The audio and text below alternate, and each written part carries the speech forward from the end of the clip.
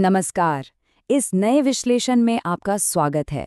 आज हम एक ऐसे विषय पर बात करने वाले हैं जो सच में बेहद खूबसूरत और कहना चाहिए कि काफी विशाल है। भारतीय उपमहाद्वीप को हम अक्सर इसके ऊंचे पहाड़ों या बड़े बड़े मैदानों के लिए जानते हैं, लेकिन इसका असली सौंदर्य उन जलमार्गों में बसता है जो इसके सीने पर किसी सुंदर जीवन रेखा की तरह बहते हैं। आज हम भारत की प्रमुख नदी प्रणालियों के इस अद्भुत और राजसी भौगोलिक सौंदर्य को करीब से महसूस करेंगे। पानी का ये जाल सिर्फ जीवन ही नहीं देता, बल्कि धरती पर कुछ सबसे मनमोहक और आकर्षक दृश्य भी उकेरता है। तो चलिए सीधे इस शानदार 3D स्थलाकृतिक नक्शे पर नजर डालते हैं।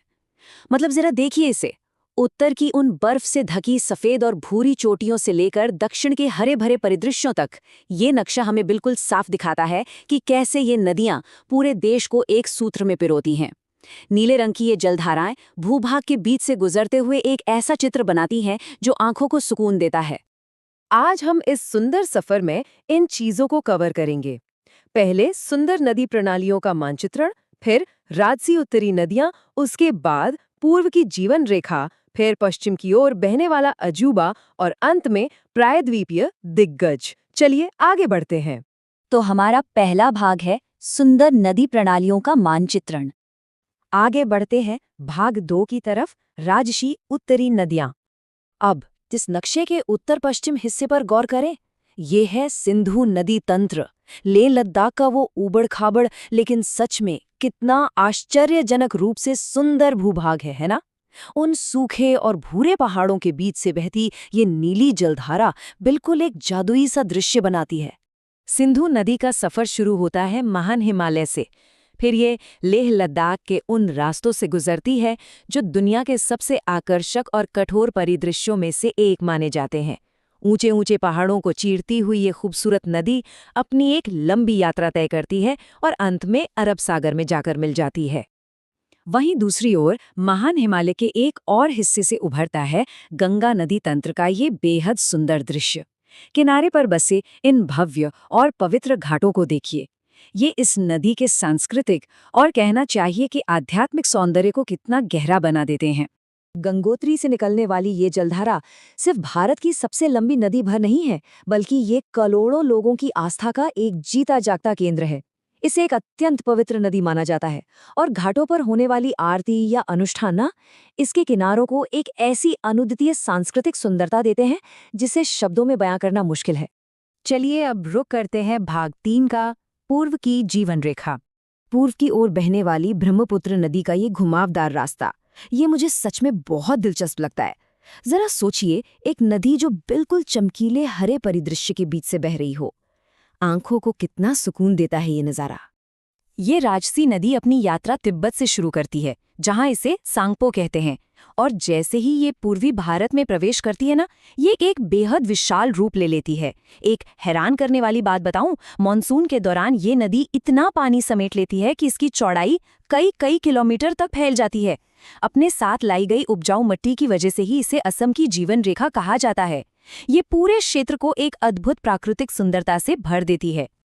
अब आते हैं भाग 4 पर, पश्चिम की ओर बहने वाला अजूबा।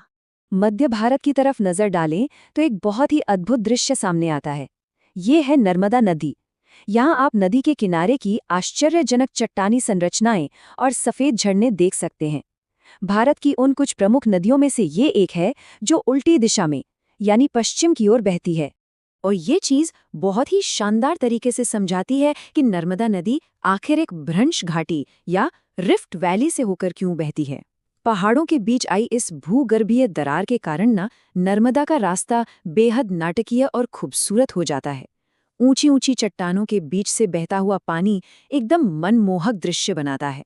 और अब हमारा आखिरी हिस्सा, भाग 5, प्रायद्वीपीय दिग्गज। यहाँ एक बहुत ही सुंदर तुलना देखने को मिलती है।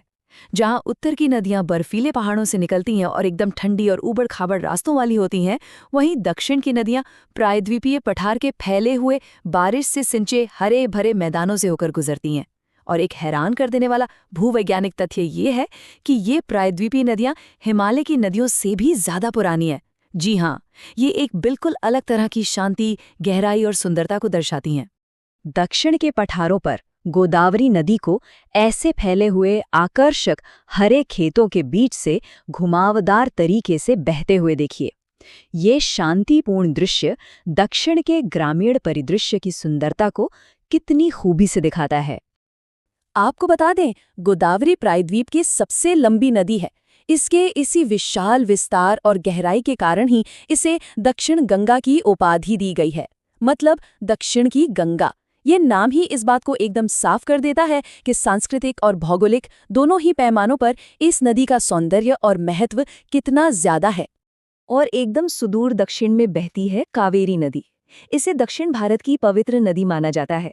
यहाँ शिव समुद्रम जलप्रपात की झलक देखिए, जहाँ नदी का पानी ऊंचाई से गिरकर एक ऐसा प्राकृतिक दृश्य बनाता है जो सच में आपकी आंखें चकाचौंध कर दे। तो कुल मिलाकर ये नदियाँ महज पानी का बहाव नहीं है। जैसा कि हमने इन मानचित्रों में देखा, असम की जीवन रेखा से लेकर दक्षिण भारत की पवित्र नदी तक, इन जलमार्गों के साथ एक गहरा भावनात्मक, सांस्कृतिक और प्राकृतिक सौंदर्य जुड़ा हुआ है। ये सच में इस भूमि की आत्मा है। अब सोचने वाली बात ये है, ये सुंदर और प्राचीन नदी प्रणालियां इस उपमहाद्वीप के जीवंत भविष्य को कैसे आकार देती रहेंगी? ये एक ऐसा सवाल है जिस पर हमें जरूर विचार करना चाहिए। आज हमने पहाड़ों से लेकर घाटियों और मैदानों तक इन नदियों की अतुलनीय सुंदरता को देखा। ये सोचना ही अद्भुत है कि कैसे ये खूबसूरत जलधाराएं सदियों से इस धरती को सींच रही हैं और आगे भी इसके भविष्य को आकार देती रहेंगी। इस विश्लेषण के साथ जुड़ने के लिए बहुत बहुत धन्यवाद। प्रकृति की इस अद्भुत कलाकारी को और इस खूबसूरती को हमेशा याद रखिएगा।